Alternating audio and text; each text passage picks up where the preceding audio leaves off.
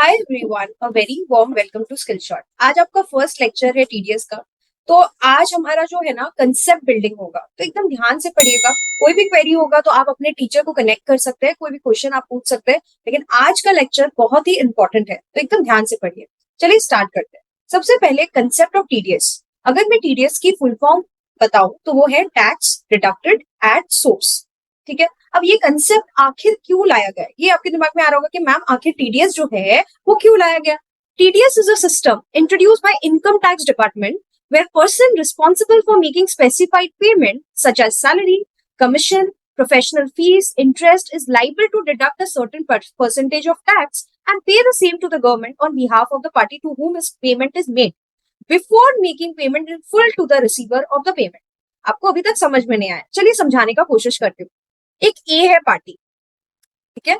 उसने क्या किया, बी को अपना रेंट पे जगह दिया।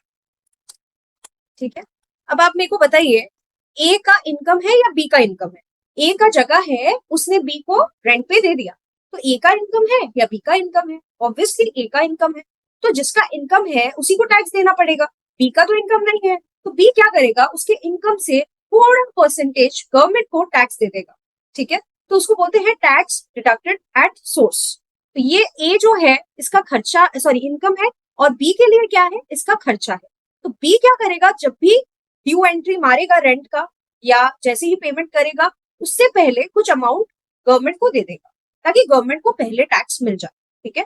ये टीडीएस का कंसेप्ट है। अब आप बोलोगे मैम ये ए कौन है और बी कौन है। बी को हम लोग बोलते हैं डिडक्टर, जो डिडक्ट करता है, और ए को क्या बोलते हैं, डिडक्टी, जिसका डिडक्ट होता है टैक्स। ठीक है। अब ये कंसेप्ट लाया क्यों गया कि मैम क्यों टैक्स डिडक्ट करना है, हम तो रिटर्न फाइलिंग करेंगे और फिर टैक्स का पेमेंट कर देंगे, तो क्या रीजन है हमें टैक्स का डिडक्शन करना है। तो सबसे इंपॉर्टेंट आपको मैं समझाने का कोशिश करती हूँ। सपोज कीजिए 1 अप्रैल 2023 से लेकर 31 मार्च 2024, ये हमारा क्या है, ये हमारा फाइनेंशियल ईयर है। इसमें हम क्या कमाते हैं, हम इनकम कमाते हैं। ठीक है। और उस इनकम पे हम टैक्स देते हैं। अगर हम इंडिविजुअल है तो हमारा ड्यू डेट होता है रिटर्न फाइलिंग का 31 जुलाई 2024। अब गवर्नमेंट बोला भाई तुम एक साल का टैक्स मेरे को इतना लेट पे करोगे, मेरे को 31 जुलाई को पे करोगे, तो मेरे को तो बहुत टाइम लग जाएगा, मैं कैसे डेवलपमेंट एक्टिविटीज करूं, मेरे पास तो पैसा ही नहीं है। तो गवर्नमेंट ने कंसेप्ट लाया कि कुछ कुछ एक्सपेंसेस में आपको क्या करना पड़ेगा, टीडीएस काटना पड़ेगा। सामने वाले का इनकम होगा, आपका खर्चा होगा, आपको क्या करना पड़ेगा, कुछ टैक्स जमा करना पड़ेगा। जैसे यहाँ पर 100 रुपए का सपोज एक्सपेंस है, तो 90 रुपया जो है वो ए के पास जाएगा और 10 रुपया गवर्नमेंट के पास जाएगा। ये हो गया टैक्स डिडक्टेड एट सोर्स। तो अब तो बोल दिए मैम एडवांस टैक्स भी तो लाया गया था, जिसमें एडवांस में आप टैक्स जमा दे सकते हो गवर्नमेंट को, तो आप टीडीएस क्यों ले आए। टीडीएस इसलिए लाए क्योंकि हम ट्रैक कर सके इंसानों को।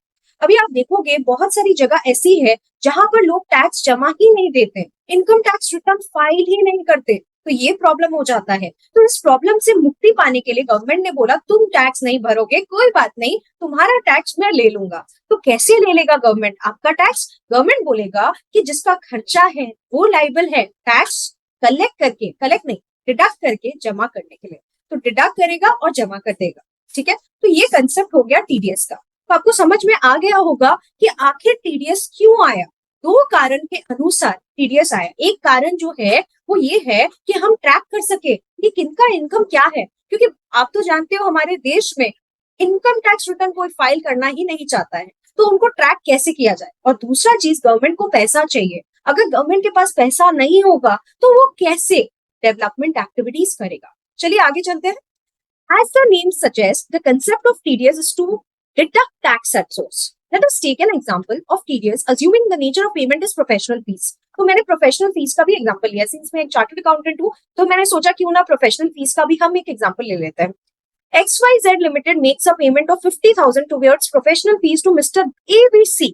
तो XYZ ने कितना पेमेंट किया है, 50,000 का। तो XYZ को क्या करना है, टीडीएस काटना है। सपोज 5,000 का टीडीएस काटना है और उसको 45,000 नेट जो है वो पे करना है।